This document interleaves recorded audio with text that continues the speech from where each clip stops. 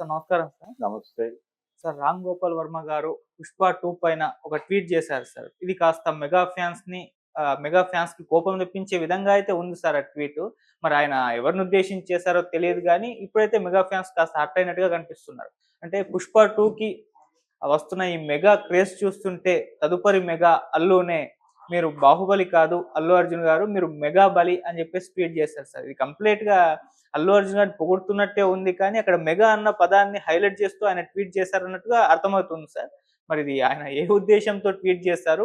మీరేం చెప్తారు సార్ ఈ ట్వీట్ పైన? అంటే 'పుష్ప'కి సంబంధించి ఒక హైప్ క్రియేట్ అయిన మాట వాస్తవమే గదా! అవును. దానిలో ఏమీ తేడా లేదు గదా! హ్మ్. అంటే 'పుష్ప' మేనియా నడుస్తోంది. అవును. 'పుష్ప' ఫీవర్ నడుస్తోంది. టికెట్లు తెగుతున్నాయి. హ్మ్. భారీ ధరలకి అమ్ముడుపోతున్న మాట వాస్తవం. కాబట్టి ఈ వాతావరణంలో ఈ వాతావరణం ప్రతి ఒక్కరిని కొంచెం రెచ్చగొడుతోంది. హ్మ్. రెచ్చగొట్టడం అంటే ప్రేరేపిస్తోంది. ఏదో ఒకటి మాట్లాడేలాగా ప్రేరేపిస్తోంది. అందులో భాగంగానే ఆయన కూడా రియాక్ట్ అయ్యాడు. అంటే అసలు ఇది సాధ్యమా? ఈ లెవెల్‌లో ప్రమోషన్ కావచ్చు, ఏదైనా కావచ్చు. అయితే ఇలాంటి ఫీవర్ క్రియేట్ చేయటం, ఈ మేనియా క్రియేట్ చేయటం అనేది సాధ్యమా అంటే సాధ్యమే. గతంలో కూడా కొన్ని సందర్భాలున్నాయి. చాలా వ్యూహాత్మకంగా ఇలాంటి రచనలు జరుగుతాయి. హ్మ్. అలా జరిగి పెద్ద సక్సెస్‌లు సాధించిన సినిమాలు ఉన్నాయి. ఓవర్ ఎక్స్‌పెక్టేషన్స్ దెబ్బతిని ఢమాల్మన్నటువంటి సినిమాలు కూడా ఉన్నాయి. కానీ ప్రస్తుతం కనిపిస్తున్నటువంటి దీనిలో చూస్తే అంటే అల్లు అరవింద్ గారు నేను వారం క్రితం సినిమా చూశాను. 'మగధీర' టైంలో నా ముఖంలో కనిపించిన వెలుగు ఈ సినిమా చూసొచ్చాక కనిపించిందని తన వైఫ్ తనతో చెప్పినట్టుగా అరవింద్ గారు చెప్పాడు. అవును. అంటే 'మగధీర' లెవెల్‌లో ఉంది సినిమా అనేది ఆయన చెప్పకనే చెప్పాడు. అంటే తన ఎక్స్‌పీరియన్స్ అది. అరవింద్ గారి ఎక్స్‌పీరియన్స్ ఆయన చెప్పుకున్నాడు. సో, వర్మ గారు సినిమా చూసుండడే. హ్మ్. సినిమా చూడలేదు గానీ బయట జరుగుతున్నటువంటి వాతావరణం, హడావిడి, టికెట్లు, రేట్లు, అలాగే అరవింద్ మాటలు కాదు గానీ అల్లు అర్జున్ మాట్లాడుతున్నటువంటి పద్ధతి, ఈ టోటల్ ప్రమోషనల్ ఈవెంట్స్ ప్రతి దానిలోనూ తను కొంత డిఫరెంట్‌గానే మాట్లాడుతున్నాడు.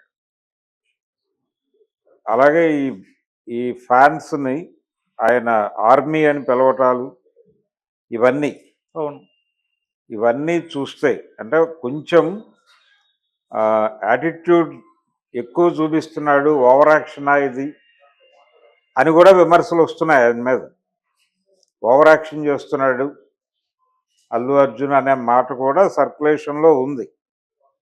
యాటిట్యూడ్ కాదు, యాటిట్యూడ్‌ని మించి వ్యవహరిస్తున్నాడు, తగ్గేదేలే కాదు, ఇంకొంచెం మించి వ్యవహరిస్తున్నాడు అనేది బయట చాలామంది రాస్తున్నారు, మాట్లాడుతున్నారు, వ్యాఖ్యానిస్తున్నారు. హ్మ్. ఎందుకు మాట్లాడుతున్నారు వాళ్ళు అంటే వాళ్ళకు కూడా ఇది కొంచెం కదిలించింది. ఓకే.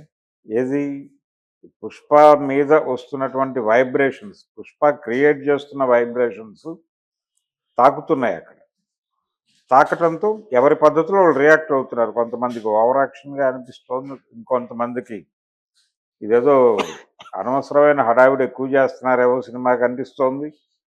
ఈ హడావిడి సినిమాకి ఏమన్నా ఇబ్బంది కలిగిస్తుందేమో అని చెప్పేసి నర్మగర్భంగా కొంతమంది మాట్లాడుతున్నారు. వర్మ గారు తన పద్ధతిలో ఆయన ఏది మాట్లాడినా ఇప్పుడు పరిస్థితి ఎలా జారైందంటే ఏం మాట్లాడినా బిట్వీన్ ది లైన్స్ వెళ్తున్నారు. ఆయన ఆయన ఈ రెండు గ్రూపులు అన్న పద్ధతిలో ఎక్కడా మాట్లాడలేదు. అల్లు అర్జున్ని ఆయన స్టిల్ చిరంజీవి మేనల్లుడుగానే చూస్తున్నాడు. చిరంజీవి మేనల్లుడుగా చూస్తూనే ఆ క్యాంప్ నుంచి ఒక పెద్ద హీరో అంటే నెక్స్ట్ ఆ క్యాంపెయిన్ లీడ్ చేయబోతోంది అల్లు అర్జునేనా అన్న టోన్లో మాట్లాడాడు. నిజానికి ఇది గతంలో కూడా దొర్లిన మాటే, కొత్త మాట ఏం కాదు. ఇంతకు ముందు కూడా అంటే ఆరెంజ్ ఇవి ఇబ్బంది ఉమ్, పెట్టి అల్లు అర్జున్ సినిమాలు నడుస్తున్న రోజుల్లో కూడా ఈ మాట దొర్లింది. అయితే వర్మ నుంచి దొరలేదు, వేరే రకరకాల వ్యక్తుల నుంచి నడిచింది చర్చ. ఓకే. బహుశా ఆ సందర్భంగానే కొంచెం మెగా అభిమానులు అల్లు అర్జున్ పట్ల కొంచెం చిరాకు ప్రదర్శించడం కూడా ఆ టైం నుంచే మొదలైనట్టుంది.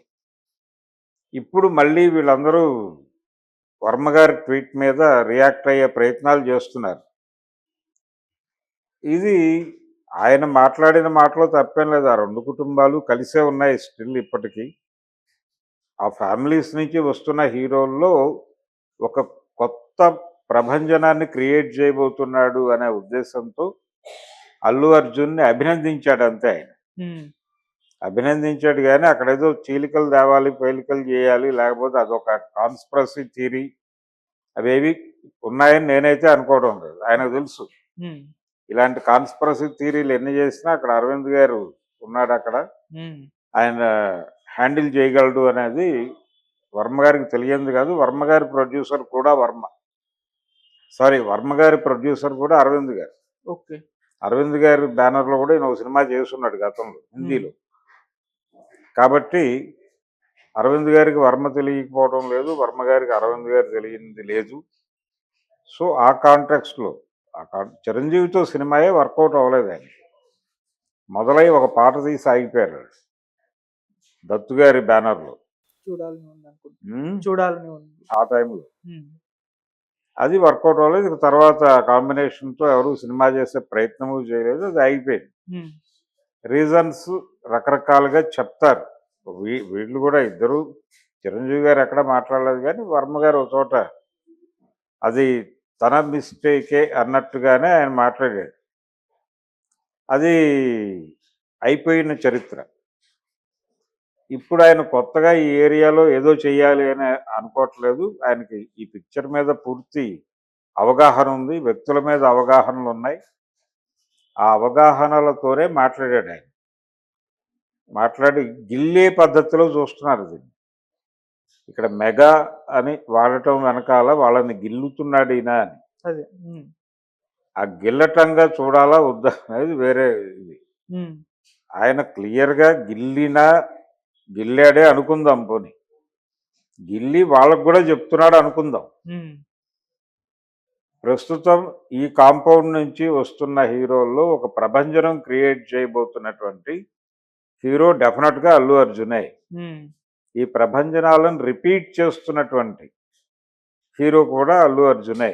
ఓకే. అలవైకుంఠపురం అనేది ఇండస్ట్రీ రికార్డ్ అనుకుంటే, ఉమ్, పుష్ప అనేది హిందీ మార్కెట్లో మంచి రెవెన్యూ సాధించిన సినిమా అనుకుంటే, దాని తర్వాత వస్తున్నటువంటి సినిమాగా ఇది ప్రస్తుతం రిలీజ్ కాకుండానే క్రియేట్ చేస్తున్నటువంటి 1000 కోట్ల పైన అమ్ముడుపోవటం థియేటర్కల్గా అన్ని లాంగ్వేజెస్ కలిపి 1000 కోట్ల పైన అమ్ముడుపోయినప్పుడు 1500 కోట్లు ఈజీగా వచ్చేస్తుంది. విత్ ఇంట్రెస్ట్ రావాలి కాబట్టి ఆ ప్లానింగ్ ఉంటుంది కాబట్టి. ఓకే. ఈ లెవెల్ మార్కెట్ క్రియేట్ చేసినటువంటి సినిమా, ఈ లెవెల్లో ప్రమోట్ అయినటువంటి సినిమా కాబట్టి ఇది ఖచ్చితంగా ఒక ప్రభంజనం. ఆ ప్రభంజనాన్ని ఆశీర్వదించాడు ఆయన. ఓకే. అంతవరకే. కాకపోతే ఆ మెగాని గిల్లి చెప్పాడు ఆయన. ఉమ్, ఆ గిల్లటం కూడా తప్పని నేను అనుకోవటం లేదు, తప్పేం లేదు దానిలో. వాళ్ళ మధ్య ఉన్నాయి బిట్వీన్ ది లైన్స్ రకరకాల వ్యాఖ్యానాలు చేసి గొడవలు నడుస్తున్నాయని అంటున్నారు కానీ చాలా సందర్భాల్లో వాళ్ళందరూ కలిసే కనిపిస్తున్నారు. కాకపోతే అల్లు అనేది ఒక ప్రత్యేకమైనటువంటి గుర్తింపుగా ఆయన చూసుకుంటున్నాడు. ఉమ్, తనకి తాను ఒక ప్రత్యేకమైన గుర్తింపును కోరుకుంటున్నాడు. ఆ గుర్తింపును కోరుకుంటున్న విషయం పుష్ప 2 ప్రీ రిలీజులు అన్నిట్లోనూ స్పష్టంగా చెప్పాడు ఆయన. ఓకే. అందుకని ఆ విషయంలో వర్మ గారు చేయగలిగింది ఏం లేదు. ఉమ్, ఆయన తన అభిప్రాయాన్ని తన కోణంలో మాట్లాడినట్టే చూడాలి దాన్ని. ఉమ్, తను ఈ గొడవలన్నీ అక్నాలెడ్జ్ చేయాలనుకోవట్లేదు. ఈ జరుగుతున్న గొడవలన్నింటినీ తాను గుర్తించినట్టుగా కూడా చెప్పాలని అనుకోవడం లేదు. ఓకే. ఈ మెగా వర్సెస్ అల్లు అనే గొడవలు ఆ ఏరియాలోకి వెళ్ళి డిస్కస్ చేయాలని అనుకోవడం లేదు. ఉమ్, ఆయన ఒకటి చెప్పదలుచుకున్నాడు, ఈ కాంపౌండ్ నుంచి వస్తున్న హీరోలు ఇతని సెన్సేషన్ క్రియేట్ చేయబోతున్నాడు. ఆ కాంపౌండ్ అనే దగ్గర గిల్లాడు, ఆ గిల్లటం మీద వీళ్ళందరూ గాయపడుతున్నారు.